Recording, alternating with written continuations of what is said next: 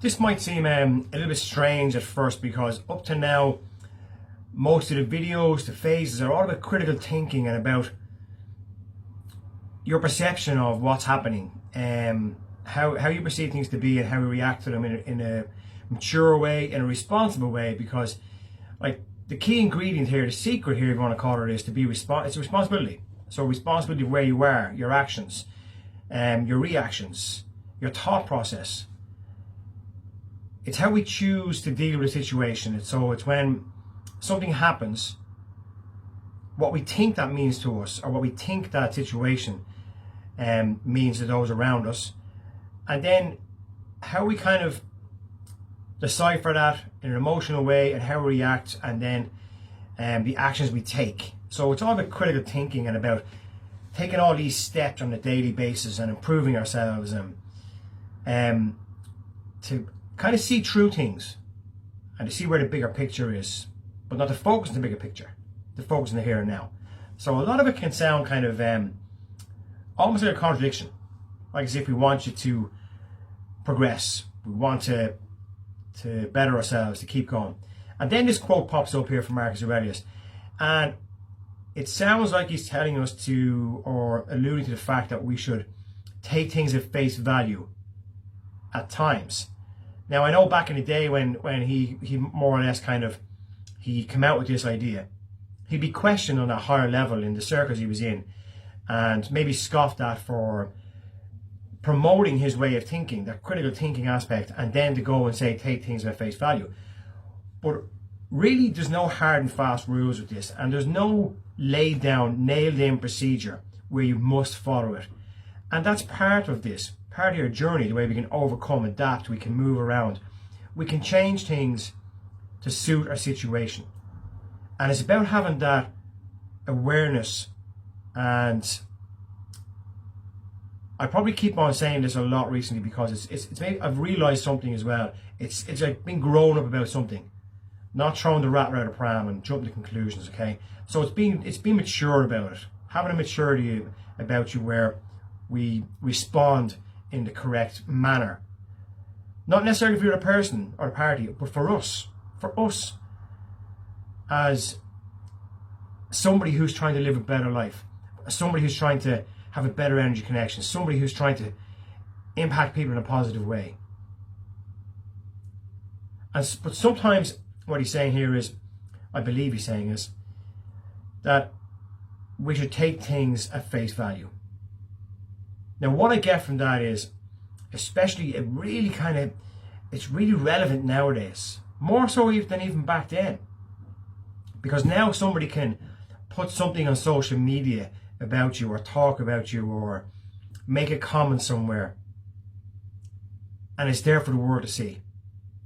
Back in Marcus Aurelius' time, they probably had to get out a hammer and chisel and put it on one of those tablets and stick it on a wall, so people around the city could read it, or they could comment in the back streets, in the dark alleys and shadows. And then it filters back then, and you hear something. So Marcus Aurelius would hear something was said about him by somebody.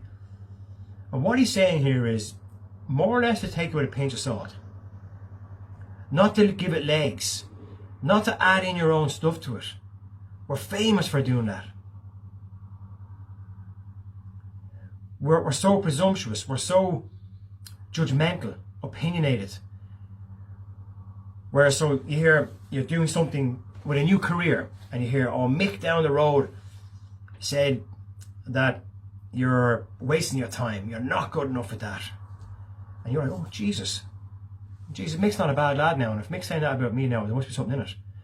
I mustn't be good enough. I wonder, is he telling this to everybody? We're adding to it straight away.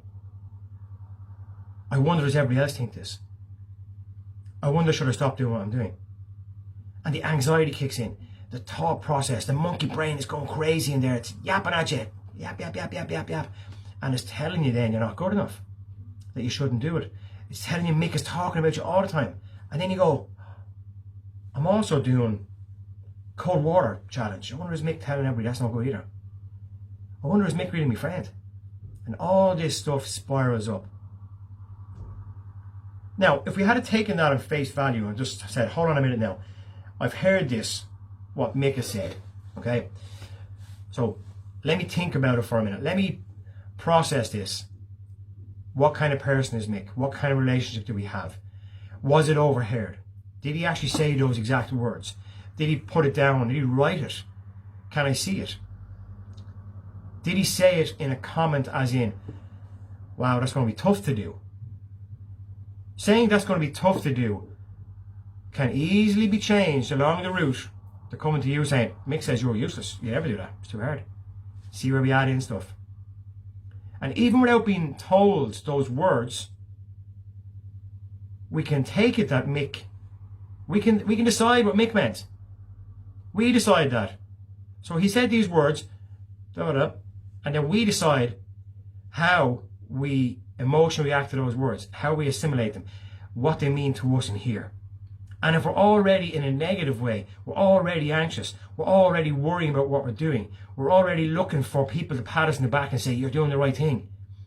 And then someone goes against us and makes this comment, we add legs to it. We add legs. It's like, I don't know what the saying is, like it's the mouse left the end of the street and when he got to the end of it was an elephant or something, I don't know, something like that, yeah. I remember doing a training with the military, and we did a night patrol, and everything was really quiet. So all the messages were passed back down the line in a whisper to each person. The message at the start said a certain thing. By the time it got down to the end, to the last person in that patrol, which was me, I was asked by the instructor what was the message. I gave him the message, and then he told me the real message, and I was like, what the hell? Completely different. Completely different. And that was down to how people heard it, how it was spoken to them. If they weren't sure what they heard, they added on little bits. If they couldn't remember the full message, they'd add on little bits. And it's the very same thing that we do with our own thought process. And especially the negative stuff. We very rarely do it with the positive stuff. We dismiss that. Mick said you're doing brilliant stuff. You know yourself, sure, I'm just trying. And we dismiss it. We forget about it. We're not used to people telling us that we're good. So we lose all that stuff. We nearly crave, we wait. We're waiting for that person to poke us with a stick and say, Jesus, now they're at me, I better give up. I better give up. Because if one is doing it, they're all doing it. And we add on so much to it. And that's just a simple example. That's just a simple example of somebody saying something. We can add that in anywhere in our lives, guys. And that's why it's important, as I say loads of times, to take a breath, to breathe. Look at your situation from the third person. How would another person perceive what's going on? How would they explain to you what that person means and what it means to you from their perception? Because as with everything, they perceive what's happening and they give you their opinion of what it is, which will most likely be totally different than your opinion of what's happening and Mick's opinion of what's happening. But to each person in that circle or triangle, okay, their opinion is fact. They see it as they want to see it. So we see things as we want to see them. So unless you breathe and take a moment and you're in a negative place already, you are going to see most of this stuff around you as being negative towards you, and it brings you down lower and lower and lower. And instead of taking things at face value, and if someone's doing you a wrong, it doesn't mean you say, okay, I'll take it at face value, look at it from somebody else's opinion, sure, it's not too bad. React if you need to react. Hash it out like in a grown-up way and see what's going on. Find out what's happening. Instead of slinking back into your fucking cave and going, poor me, nobody likes me, everybody hates me, I hate myself, I can't do anything. Who is giving us those thoughts? Who is creating that world that we live in? We are. In this situation.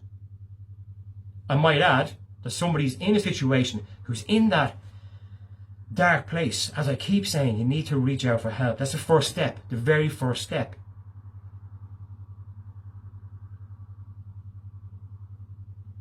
if you are in a similar situation and you know that you're actually adding the stuff to this, you're adding to the anxiety, take that breath, take that moment to breathe, and try and look at it from a different perspective, and see what it means to you and see what it means to everybody, and then react.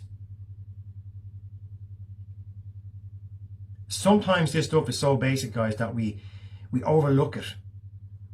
We miss it. And I'm guilty of that. Of course. Because I'm not in here saying, hey, listen to this quote. I've done all this. I'm learning from it, for sure. Have I made these mistakes? For sure. Will I make them again? 100%. Will I learn? Yes. The next time I make this mistake, will it flag something? Oh, I'll say, hold on a minute now. What do I remember from that? What's imprinted in my brain from what I've done before, from these teachings, these wordings? And that's the difference. It's being open to learning and having a new way of thinking, a new thought process that can improve your life. Guys, get after it, have a smash one, and we'll see you all tomorrow.